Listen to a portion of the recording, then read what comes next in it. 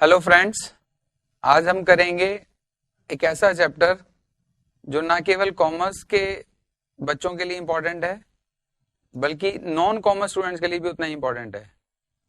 जो लोग finance background से हैं, जो लोग फाइनेंस बैकग्राउंड से नहीं हैं, जो कॉमर्स स्टूडेंट्स हैं, कॉमर्स प्रोफेशनल्स हैं, इन सब के लिए चैप्टर बड़ा इंपॉर्टेंट होगा। इस चैप्टर का नाम है बेसिक्स ऑफ अकाउंटिंग। आज हम इस इंट्रोडक्शन में सीखेंगे अकाउंटिंग के फंडामेंटल्स क्या हैं, अकाउंटिंग की ओरिजिन क्या है और अकाउंटिंग कैसे की जाती है। मेरा ये विश्वास है अगले आधा पौना घंटे के अंदर आप मेरे साथ रहिए और आपको अकाउंटिंग के सारे फंडामेंटल्स क्लियर हो जाएंगे। So let's start with basics of accounting. Basics of accounting के अंदर जो सबसे इंपॉर्टेंट बात है वो है इसके 3 फंडामेंटल क्वेश्चंस जो हमें आंसर करने होंगे। इसमें पहला प्रोमिनेंट क्वेश्चन है अकाउंटिंग है क्या। अकाउंटिंग जब हमें समझ में आ जाएगी व्हाट इज अकाउंटिंग, तब हमारा दूसरा प्रश्न क्रिएट होगा कि अकाउंटिंग की जरूरत क्या है, व्हाई अकाउंटिंग इज डन। जब व्हाई अकाउंटिंग इज डन भी क्लियर हो जाएगा, फिर हम ये सीखेंगे अकाउंटिंग करनी कैसे है। तो what is accounting, why is accounting and how is accounting are the 3 fundamental pillars on which accounting is established. Let's start with one by one and we'll start with what is accounting. What is accounting में जो definition है accounting की जो दी हुई है, जो काफी prominent है और पूरे वर्ल्ड वाइड यूज होती है, उसमें अकाउंटिंग को आर्ट ऑफ अकाउंटिंग माना गया। अब जब हम बात करेंगे रिकॉर्डिंग की, आर्ट की, तो नॉर्मली आर्ट को रिप्रेजेंट किया जाता है क्रिएटिविटी से। Creativity is called art, whereas accounting के अंदर काफी सारे रूल्स अप्लाई होते हैं, रूल्स एंड रेगुलेशंस ड्रिवन है। तो हम ये देखेंगे, समझेंगे कि इसको आर्ट क्यों बोला गया है, उसको प्रूव भी करने की कोशिश करेंगे। और अकाउंटिंग में जो आर्ट ऑफ रिकॉर्डिंग है वो किस लिए, रिकॉर्डिंग किस चीज की और रिकॉर्डिंग किस लिए। तो जो डेफिनेशन के हिसाब से, जो प्रोमिनेंट डेफिनेशन है उसके हिसाब से अकाउंटिंग जो है रिकॉर्ड से लेके रिपोर्ट तक का है। मतलब वो सारा जो ट्रांजैक्शंस हैं, वो सारे जो डिटेल्स हैं, वो सारा जो डेटा है, जो फाइनेंशियल है, उसको रिकॉर्ड किया जाता है और उसका एक पर्पज है, वो पर्पज है रिपोर्ट करना। और कौन सी ट्रांजैक्शंस, फाइनेंशियल ट्रांजैक्शंस। अब ये फाइनेंशियल ट्रांजैक्शंस क्या है? When we talk about financial transactions, we talk about transactions those are defined in money. Money या मनी टर्म्स में जिनको डिफाइन किया जा सकता है उनको फाइनेंशियल ट्रांजैक्शंस बोलते हैं। फॉर एग्जांपल, कोई बंदा दुखी है and that dukh cannot be converted into cash or money, so this is a qualitative aspect. Now this cannot be a transaction. एक बंदे ने दूसरे बंदे को थप्पड़ मार दिया and that is a qualitative thing that cannot be converted into money. पर एक बंदे ने किसी को 100 रुपया दिया, this is called financial transaction. इसमें मनी इन्वॉल्व है। या एक बंदे ने किसी को सामान दिया जिसकी वर्थ 1000 रुपए है, तो हम बोलेंगे 1000 रुपए का ट्रांजेक्शन हुआ। बट किसी ने किसी को परेशान किया, किसी ने किसी को अच्छी बात बोली, खुश किया, that is called non financial transaction. तो अकाउंटिंग का मतलब जहां पे केवल वो ट्रांजैक्शंस कवर हो, वो रिकॉर्ड की जाए और वो रिपोर्ट की जाए जो मनी या मनी की वर्थ में डिफाइन हो सके। नाउ पॉइंट ये है कि जो अकाउंटिंग है, जिसको हम आर्ट ऑफ रिकॉर्डिंग बोल रहे हैं, और जो रिकॉर्ड से रिपोर्ट तक जाती है, वो बहुत सारी ट्रांजैक्शंस को एक साथ रिकॉर्ड किया जाता है और नॉर्मली इसको बिजनेस के पर्पज से रिकॉर्ड किया जाता है। हालांकि हम लोग घर में बहुत सारा ट्रांजैक्शंस करते हैं, हाउसवाइफ बहुत सारी ट्रांजैक्शंस करती है, एक बिजनेसमैन करता है, एक स्टूडेंट करता है, हम बहुत सारे खर्चे करते हैं, हमारे को बहुत सारे पैसे रिसीव होते हैं। बट हर कोई अकाउंटिंग नहीं करता। हाउसवाइफ अकाउंटिंग करती हैं अपनी भाषा में, अपने तरीके से। बट जब हम ये बात कर रहे हैं अकाउंटिंग की, तो हम बिजनेस के पॉइंट ऑफ व्यू से बात कर रहे हैं और हम ये कहना चाह रहे हैं कि हजारों लाखों ट्रांजैक्शन बिजनेस की होती हैं, उनको रिकॉर्ड करने का कुछ सिस्टम होना चाहिए। बिना सिस्टम के अगर रिकॉर्ड करेंगे तो इस तरह से हो जाएगा जैसे कोई अपने घर में कोई सामान को कहीं भी कुछ भी रख दे, राशन का सामान स्टोर में रख दे, ठीक है, बुक्स कहीं भी फैला दे घर में, कपड़ों की जगह रख दे, तो बाद में क्या होगा, रिट्रीवल बहुत मुश्किल होगा। तो अगर सिस्टम होगा कि जिस जगह जिस सामान को होना चाहिए अगर वहां पे रखा जाएगा, रिट्रीवल आसान होगा, रिपोर्टिंग आसान होगी। उसके लिए हमारे को सिस्टम्स की जरूरत है। तो इसका मतलब पूरी अकाउंटिंग एक आर्ट है रिकॉर्ड टू रिपोर्ट का बिजनेस ट्रांजेक्शन्स के लिए जो कि फाइनेंशियल नेचर में हो और एक सिस्टम के थ्रू हो। This is what is called accounting. So let's look at the complete definition of accounting. Accounting is an art to record and report of financial transactions through a system. Now, this is a very beautiful definition of accounting. We'll talk about it in greater detail as we progress. Let's move on. अब हम बात करते हैं art of recording की। हमने बात की कि rules generally mean systems to record. तो जब हम रूल्स की बात करेंगे, क्योंकि सिस्टम चाहिए और सिस्टम में रूल्स होते हैं, बट हमने इसको आर्ट वर्ड क्यों बोला, ये बड़ा इंपॉर्टेंट है समझना। तो कोई ना कोई राज है इसके पीछे, आर्ट। अब लेट्स अंडरस्टैंड, अगर ये रूल्स ड्रिवन है तो साइंस होना चाहिए। तो अकाउंटिंग को साइंस क्यों नहीं बोला गया, अकाउंटिंग को आर्ट क्यों बोला गया? Accounting is more driven with the fact how much amount to record and when to record. Let's understand. For example, किसी बिजनेस ने, क्योंकि हम बिजनेस की बात कर रहे हैं और अकाउंटिंग बिजनेस के कॉन्टेक्स्ट में ज्यादा यूज होती है, तो किसी बिजनेस ने कोई एसेट परचेज की, एसेट मतलब कोई सामान परचेज किया, कोई खर्चा किया, एनी बिजनेस ट्रांजेक्शन की, उस बिजनेस ट्रांजेक्शन को कब रिकॉर्ड होना है, कितने अमाउंट से रिकॉर्ड होना है, ये बड़ा इंपॉर्टेंट पार्ट है। उसको कैसे रिकॉर्ड करना है ये साइंस है, बट उसको कितने अमाउंट से रिकॉर्ड करना है और उसको कब रिकॉर्ड करना है, कौन से मंथ में करना है, ये एक जो है आर्ट का विषय है। इसलिए अकाउंटिंग पे जो मेजर रूल अप्लाई होता है वो क्रिएटिविटी का रूल अप्लाई होता है। रूल्स भी अप्लाई होते हैं, रूल्स का अपना एक एरिया है, डायमेंशन है, बट अकाउंटिंग की बिगेस्ट प्रॉब्लम ये है कि कौन से महीने में रिकॉर्ड होना है, कौन से डेट को रिकॉर्ड होना है और कितने अमाउंट से रिकॉर्ड होना है। इसको जब हम आगे बढ़ेंगे और डिटेल में डिस्कस करेंगे, but accounting is more driven by the art of recording, which means when to record and with how much amount to record, rather than how to record. How to record is govern by rules, और वो भी हम study करेंगे। तो क्योंकि art का influence, creativity का, application का इन्फ्लुएंस बहुत ज्यादा है और सर्कमस्टांसेस का इन्फ्लुएंस बहुत ज्यादा है, इस वजह से अकाउंटिंग को आर्ट बोला गया। ये बड़ा सिंपल है, इसको आगे जैसे हम बढ़ेंगे आप और अच्छे से समझेंगे। नाउ रिकॉर्ड एंड रिपोर्ट का क्या मतलब है? रिकॉर्ड का मतलब business transaction those are of financial nature are recorded and इनको हम लोग बोलते हैं इनपुट। तो फॉर एग्जाम्पल एक बिजनेस बहुत सारे खर्चे करता है, बहुत सारी इनकम जनरेट करता है, वो सब इनपुट्स हैं, उन सबको हम बोलेंगे बिजनेस ट्रांजेक्शंस। आउटपुट के फॉर्म में हमारे को क्या मिलता है? आउटपुट के फॉर्म में हमारे को या तो ये पता पड़ता है कि प्रॉफिट एंड लॉस, बिजनेस ने पैसा कमाया, बिजनेस से पैसा गवाया, या हमारे को ये पता पड़ता है बैलेंस शीट, जिसको हम बोलते हैं क्या पाया क्या खोया, बिजनेस के पास क्या है क्या नहीं है।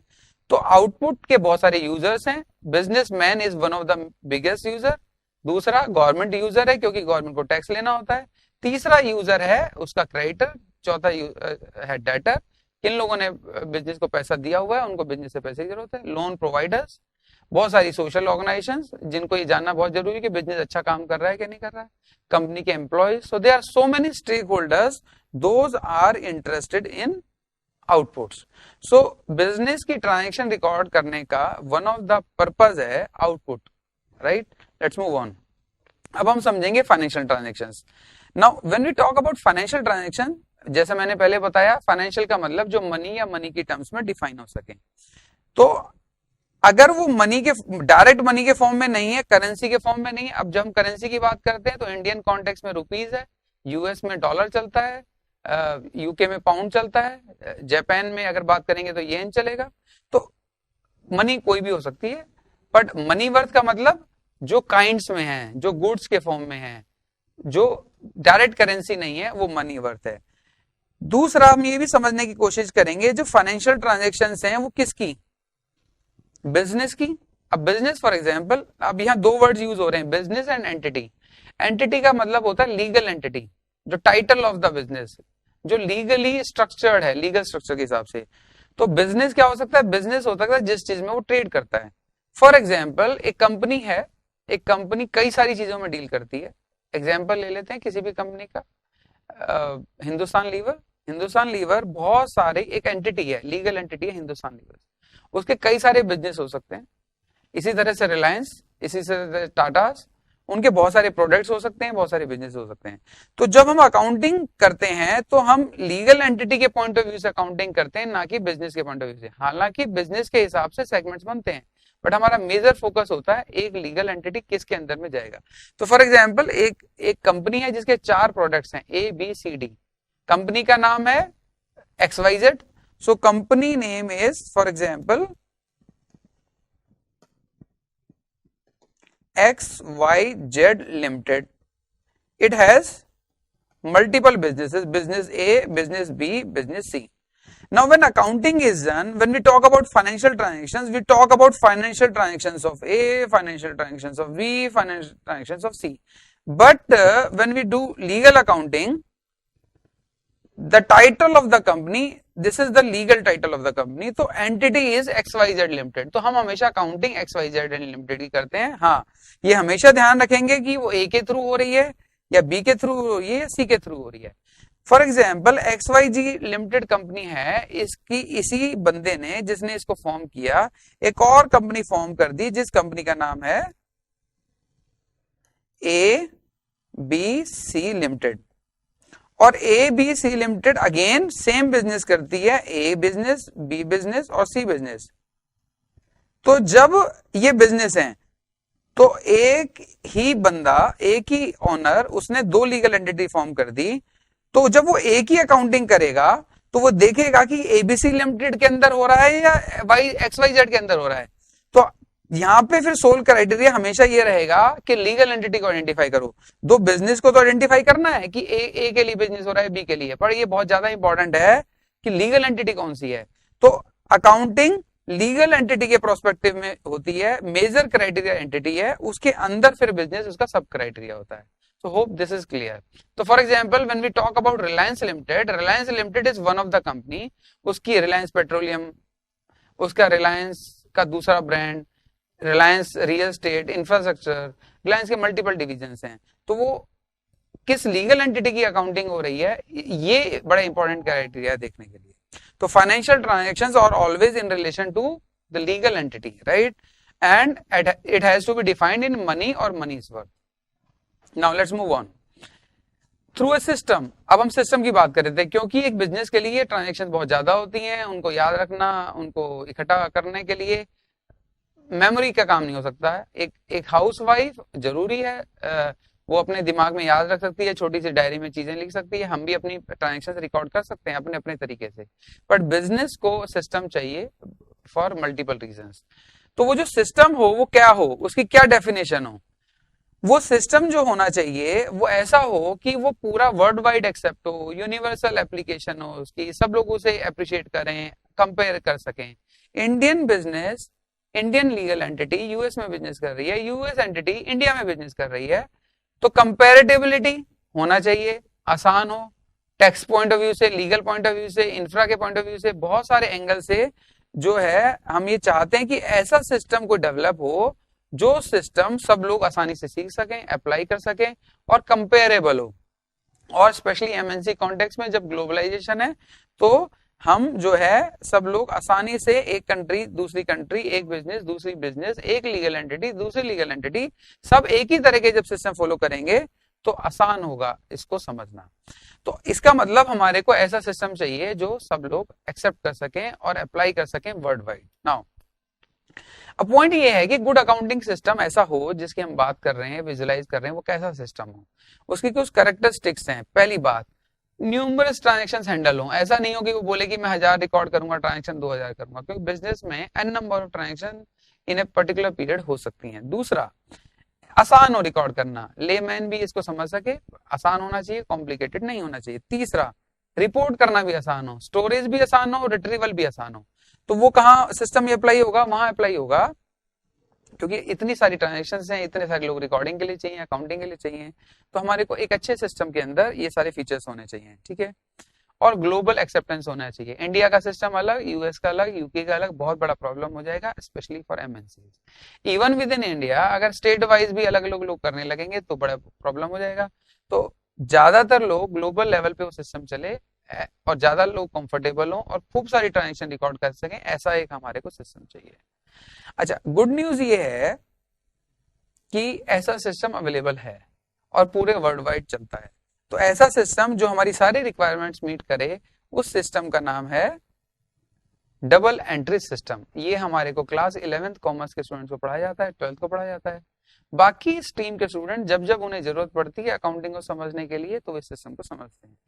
Double entry system universally applicable है, पूरे वर्ल्ड में चल रहा है और कमाल की बात यह है कि more than 500 years old system है और बिना किसी रुकावट के आर्ट ऑफ रिकॉर्डिंग के फंडामेंटल पे कुछ रूल्स को साथ लेते हुए सिस्टम चल रहा है और करीब करीब सब तरह की लीगल एंटिटीज के ऊपर ये अप्लाई होता है, सब तरह की ज्योग्राफिकल लोकेशन पे अप्लाई होता है, सब बिजनेस डायमेंशंस एंड वेरिएशंस पे ये अप्लाई होता है। इसका फॉर्मेशन 1494 में हुआ। सो आप समझ सकते हैं कि कितना पावरफुल सिस्टम होगा ये। और लूका पैसियोली, जिनको हम लोग father of double entry system भी बोलते हैं, उनके द्वारा इजाद किया गया। ये एक मैथमेटिशियन थे जिन्होंने अपनी एक बुक में इसको रेफर किया था और डबल एंट्री सिस्टम में उन्होंने वो सारे रूल्स, इनिशियल रूल्स उसके अंदर लिखे। ओवर ए पीरियड, जैसे हमने बोला आर्ट ऑफ रिकॉर्डिंग है, ओवर ए पीरियड उसके कैसे रिकॉर्डिंग करनी है ये तो लूका पैसियोली ने बताया ही बताया, पर कब रिकॉर्डिंग करनी है, कितने अमाउंट से करनी है, ये एक आर्ट का विषय है जो समय समय के साथ अनफोल्ड होता गया। तो आज हम इस डबल एंट्री सिस्टम में हाउ टू रिकॉर्ड ये हम स्टडी करेंगे और सिस्टम के बेसिक प्रिंसिपल्स, रूल्स क्या हैं वो स्टडी करेंगे। और हम ये जानेंगे कि चाहे हम कॉमर्स के स्टूडेंट्स हैं, चाहे हम नॉन कॉमर्स बैकग्राउंड के हैं, हम सब के लिए सिस्टम बड़ा आसान है सीखना और इसके लिए कोई प्री रिक्विजिट नहीं है। So let's learn double entry system और जो हमने अभी तक डिस्कशन किया उसी को आगे बढ़ाते हैं। जैसे हमने बात की ट्रांजैक्शंस, आप समझ गए ट्रांजैक्शंस होती हैं, बिजनेस ट्रांजैक्शन की बात हम कर रहे हैं। दूसरा हम सिस्टम की बात कर रहे हैं। तो सारी ट्रांजैक्शंस एक सिस्टम के थ्रू अगर रिकॉर्ड कर दी जाए तो उसको अकाउंटिंग बोलते हैं। आसान है, let's understand. Next, total transactions को हमने 4 कैटेगरीज में डिवाइड किया है।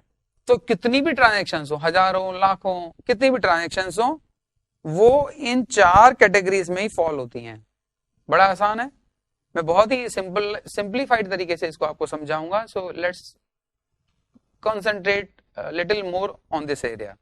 तो सारी ट्रांजैक्शंस चाहे वो कोई भी हो, वो सब 4 कैटेगरी में फॉल होंगी, asset, liabilities, expense and revenues. और वन बाय वन अब हम इनको स्टडी करते हैं कि इनको कैसे हम रिलेट कर सकते हैं अकाउंटिंग के कॉन्टेक्स्ट में। So first let's understand what is expense, and when I'm talking about expense, I'm talking about from the business point of view. So expense is the cost incurred in acquiring of asset or service. तो किसी चीज को, asset को, किसी service को खरीदने के लिए जो आउटफ्लो होता है मनी का, उसको हम एक्सपेंस बोलते हैं। It may be expired and unexpired. इसको भी मैं समझाऊंगा, एक्सपायर्ड क्या है, अनएक्सपायर्ड क्या है। Expired means that belongs to current accounting period. अभी करंट अकाउंटिंग पीरियड क्या है? जैसे हमने बात की कि अकाउंटिंग जो है रिपोर्टिंग के पॉइंट ऑफ व्यू से की जाती है। रिकॉर्डिंग का फायदा तब है जब वो रिपोर्टिंग बहुत अच्छी हो, इसलिए हमने 1 साल का पीरियड को अकाउंटिंग पीरियड बोला। तो अकाउंटिंग जब की जाती है, ट्रांजैक्शन जब रिकॉर्ड की जाती है, तो 1 ईयर का पीरियड एक बार में रिकॉर्ड होता है, फिर अनदर ईयर का पीरियड दूसरी बार में रिकॉर्ड होता है। जब हम अकाउंटिंग पीरियड की बात करते हैं तो यूनिवर्सली एक्सेप्टेड है कि स्पेशली इंडियन कॉन्टेक्स्ट में अगर हम बात करें तो हम लोग फाइनेंशियल ईयर फॉलो करते हैं। मतलब 1 अप्रैल से स्टार्ट होता है और 31 मार्च को खत्म होता है। जब हम यूएस की बात करें, यूके की बात करें और कुछ वेस्ट कंट्रीज की बात करें तो वो लोग, काफी सारे कंट्रीज कैलेंडर ईयर फॉलो करते हैं। इसका मतलब 1 जनवरी को वो स्टार्ट होता है और 31 दिसंबर को खत्म होता है। तो accounting period is 1 year period. तो 1 ईयर का पीरियड, चाहे वो 1 अप्रैल से स्टार्ट हो या 1 जनवरी से स्टार्ट हो, उस पीरियड में होने वाली जितनी भी बिजनेस ट्रांजेक्शन्स हैं और जितने भी एक्सपेंस हैं, तो जब मैं बात करूंगा बिजनेस ट्रांजेक्शन्स की, तो इसका मतलब जो कुछ भी हो, चाहे वो एक्सपेंस हो, इनकम हो, एसेट हो, लायबिलिटी हो, सब वो उस पीरियड में रिकॉर्ड होगा। जब हम केवल एक्सपेंस की बात करते हैं तो उस पीरियड में होने वाला जितना भी एक्सपेंस है वो सब रिकॉर्ड होगा। फॉर एग्जाम्पल हम बात करें 1 April 2016 to 31 March 2017। Now this is one of the accounting period, इसको हम बोलेंगे फाइनेंशियल ईयर इन, ठीक है। इस पीरियड में होने वाला कोई भी खर्चा जो बिजनेस का है उसको इस फाइनेंशियल ईयर में रिकॉर्ड किया जाएगा अकाउंटिंग के पॉइंट ऑफ व्यू से। नाउ अगर ऐसा हो जाए कि कोई एक्सपेंस हमने इस पीरियड में किया, आउटफ्लो हो गया पैसे का, बट उसका बेनिफिट इसके बाद भी जाएगा, मतलब विद इन 1 ईयर कंज्यूम नहीं हुआ, तो हम उसको बोलते हैं अनएक्सपायर्ड एक्सपेंस। अंडरस्टैंड करने के लिए एक बड़ा अच्छा एग्जांपल देता हूं। एक आपने कंप्यूटर खरीदा 1 अप्रैल 2016 और 31 मार्च 2017 के बीच में, वो कंप्यूटर का जो आउटफ्लो हुआ, वो आउटफ्लो का जो बेनिफिट है वो उस पीरियड में भी हुआ और उससे आने वाले समय में भी होगा, कई सालों तक, 3-4 साल तक हम उसका इस्तेमाल करेंगे। तो जो ऐसे वाला खर्चा है, इस खर्चे को हम बोलेंगे अनएक्सपायर्ड। पर अगर मान लो हमने कोई स्टेशनरी खरीदी जो उसी साल हमने कंज्यूम कर ली, हमने इलेक्ट्रिसिटी का बिल दिया which is also an expense, उसको बोलेंगे expired expense for the financial year 2016 and 17। तो जो खर्चा, जो expense with in accounting period consume हो जाता है उसको बोलते हैं एक्सपायर्ड एक्सपेंस, जो with in accounting year consume नहीं होता है उसे बोलते हैं unexpired expense. Let's move on.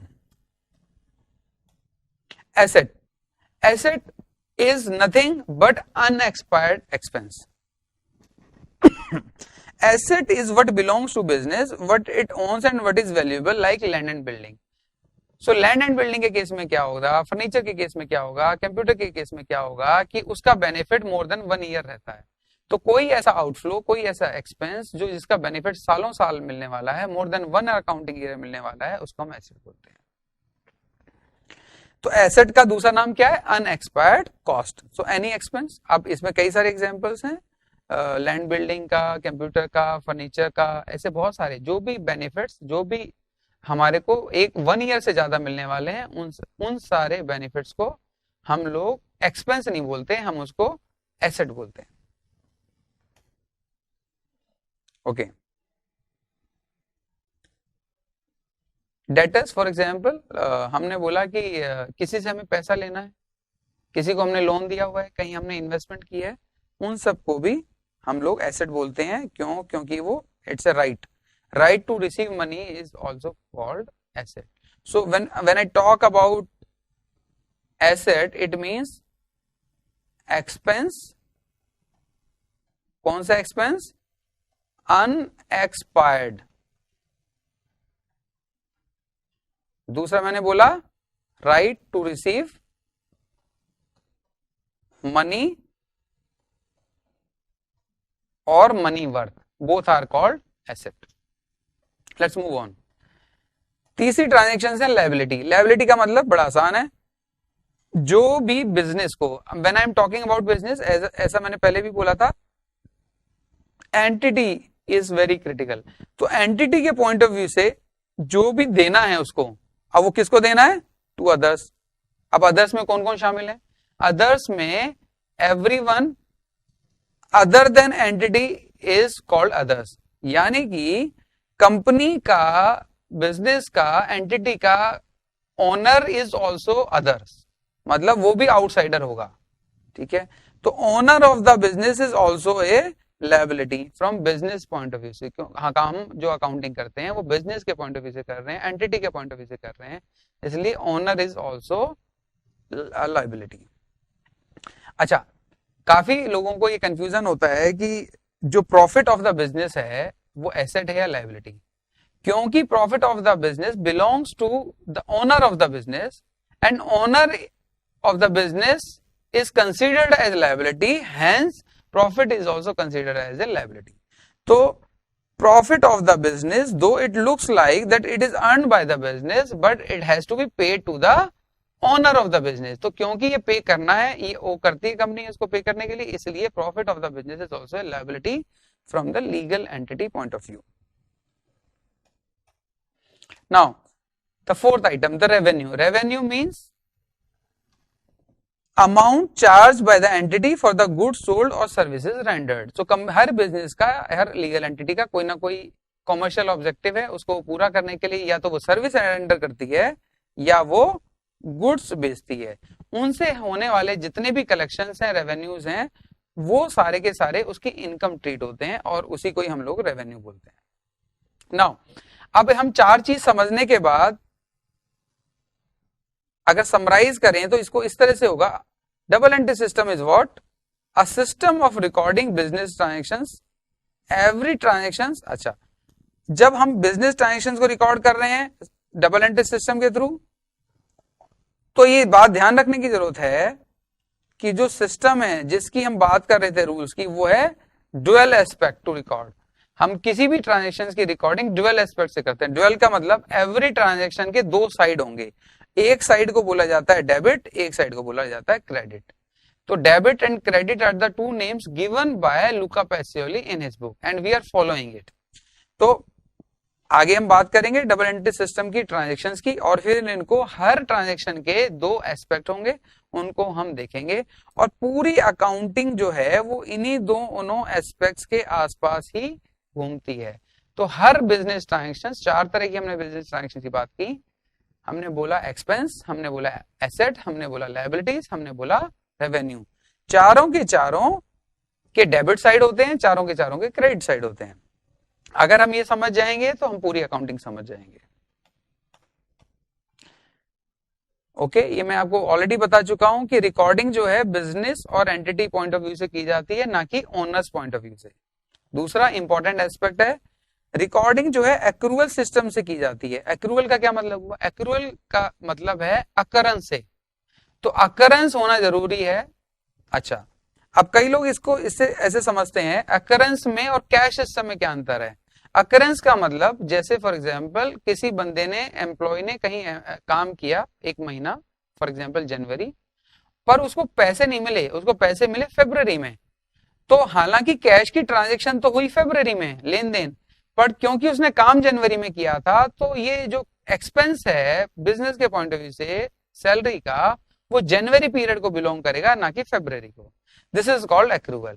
Same way में हमने कहीं माल खरीदा, माल खरीद ले आए और हमने उधार खरीदा, पेमेंट उसका बाद में किया, तो जिस मोमेंट पे हमने माल खरीदा है, जिस डेट पे हमने माल खरीदा है, उस डेट के हिसाब से अकाउंटिंग रिकॉर्ड होगी, ना कि पेमेंट कब की गई है। So this point we have to keep in mind while doing accounting. So let's understand the entire system. पूरा जो अकाउंटिंग है, पूरी जो ट्रांजेक्शन्स हैं, हमने स्टडी कर ली। 4 टाइप्स ऑफ ट्रांजेक्शन्स होती हैं, उसके 3 हिस्से हमने डिवाइड किए। पहला पार्ट है input, which is called transactions entry, entry transaction, जिसको हम जर्नल बुक के अंदर रिकॉर्ड करते हैं। फिर उसको हम फर्दर प्रोसेस करते हैं, जिसको हम लेजर बोलते हैं। उसके बाद आउटपुट के फॉर्म में हमारे पास फाइनल अकाउंट्स आते हैं। तो जब हम फाइनल अकाउंट्स की बात करते हैं तो हम 2 चीजें बहुत इंपॉर्टेंट जानना चाहते हैं, या प्रॉफिट एंड लॉस, और दूसरा हम जानना चाहते हैं कि कंपनी को क्या लेना है, क्या देना है, which is called balance sheet. Balance sheet reflects the entire final position of the business, क्या लेना है और क्या देना है, क्या कंपनी के पास है, क्या कंपनी के पास नहीं है। तो फाइनल अकाउंट्स, ये 2 बहुत इंपॉर्टेंट आउटपुट्स हैं बिजनेस के, जिनमें सारे के सारे स्टेक होल्डर्स का बड़ा इंटरेस्ट है। सो let's understand it in detail. 5 stages होती हैं पूरे ट्रांजैक्शंस के रिकॉर्ड से रिपोर्ट की। पहला, जैसे मैंने बोला, जर्नल एंट्री, जहां पे कि 4 टाइप्स ऑफ ट्रांजैक्शंस रिकॉर्ड होती हैं। Ledger is the next stage, जहां वो प्रोसेस होती हैं। Trial balance is also reflecting process. और ये हमारे हो गए फाइनेंशियल स्टेटमेंट्स, भी हम इनको बोलते हैं। 3 स्टेज। सो जर्नल एंट्री, ट्रांजेक्शन रिकॉर्डेड, इधर प्रोसेसिंग हो गया और इधर इसका आउटपुट आ गया, final output. So this is how it is done. So now we'll start one by one. We'll identify a transaction and we'll record into journal, and then it would move into ledger and then trial balance and thereafter P&L and balance sheet. So one by one हम इनको study करते हैं. Journal कैसा होता है, ledger कैसा होता है, trial balance, P&L and balance sheet. This is very important. Okay. So we talked about rules of recording for asset, for expense, for liability and for income. 4 तरह की हमने ट्रांजेक्शंस आइडेंटिफाई किए. बड़ा सिंपल सा system है, अगर हम इसको समझेंगे तो हमारे लिए पूरी अकाउंटिंग करना आसान होगा. एसेट का जो रूल होता है, एसेट बाय नेचर मतलब क्या हुआ, अनएक्सपायर्ड एक्सपेंस, ये हमने डिस्कस किया. एक्सपेंस क्या होता है, एक्सपायर्ड एक्सपेंस, एक्सपायर्ड कॉस्ट, मतलब एक अकाउंटिंग पीरियड में अगर वो कंज्यूम हो गया तो वो एक्सपेंस होगा, अगर वो कंज्यूम नहीं हुआ और आने वाले सालों में कंज्यूम होगा तो एसेट होगा. इसका मतलब there is a close relationship between asset and expense, मतलब दोनों एक ही बात है, दोनों ही एक्सपेंस हैं. भविष्य में अगर यूज होगा तो उसका नाम एसेट हो जाएगा और करंट पीरियड में यूज होगा तो उसका नाम एक्सपेंस हो जाएगा. इसका मतलब इन दोनों की जब जब बिजनेस के अंदर एंट्री होती है तो इनको डेबिट किया जाता है, ये रूल है. So whenever any expense is incurred और occur, it is debited. The same way when an asset is created, it is debited. Now similar way में लायबिलिटीज और इनकम का बड़ा गहरा संबंध है. हमने देखा अभी, liabilities which company has to pay back to the people the company owes. तो सारी लायबिलिटीज को अगर वो अकरेंस होती हैं, लायबिलिटीज जब ड्यू होती है, जब लायबिलिटी को पे करना होता है, तो लायबिलिटीज का बाय नेचर जब लायबिलिटी क्रिएट होती है तो उसको क्रेडिट किया जाता है. इसी तरह से इनकम हमने डिस्कस किया, profit, income, everything comes into same bucket. तो जब इनकम, रेवेन्यू, प्रॉफिट जनरेट होता है और ये बिलोंग करता है ओनर्स ऑफ द बिजनेस को, और कंपनी के पॉइंट ऑफ व्यू से जो भी किसी को बिलोंग करता है हमें देना है, वो हमारे लिए लायबिलिटी है. So whenever any income is created, it is accrued, it is credited. तो बड़ा सिंपल रूल है, asset and expenses are debited when these are created, liabilities and incomes are credited when these are created. Reverse side भी होता है इसका. कब होगा, asset का जब रिवर्स होगा, एसेट का रिवर्स कब होगा, फॉर एग्जांपल आपने फर्नीचर खरीदा तो एसेट क्रिएट हुई तो उसको करेंगे डेबिट.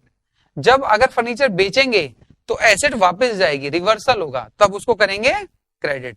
सेम वे में आपने कोई एक्सपेंस किया तो डेबिट होगा, पर अगर किसी वजह से वो एक्सपेंस कम होना हो, रिवर्स करना हो, तब उसको क्रेडिट किया जाएगा. इसी तरह से जब लायबिलिटी क्रिएट होती है बाय नेचर उसको क्रेडिट किया जाता है, पर अगर लायबिलिटी कम होनी हो, लायबिलिटी का रीपेमेंट होना है, फॉर एग्जांपल हमने किसी से सामान खरीदा 50,000 रुपए का उधार, अब वो सामान का हमने जब खरीदा तो वो लायबिलिटी क्रिएट हो गई, उस बंदे का नाम था मिस्टर सोहन, उस सोहन को हम क्रेडिट कर देंगे 50,000 से, पर जब सोहन को पेमेंट करनी होगी, रिवर्सल होगा, तो फिर हम इसको लायबिलिटी को डेबिट करेंगे.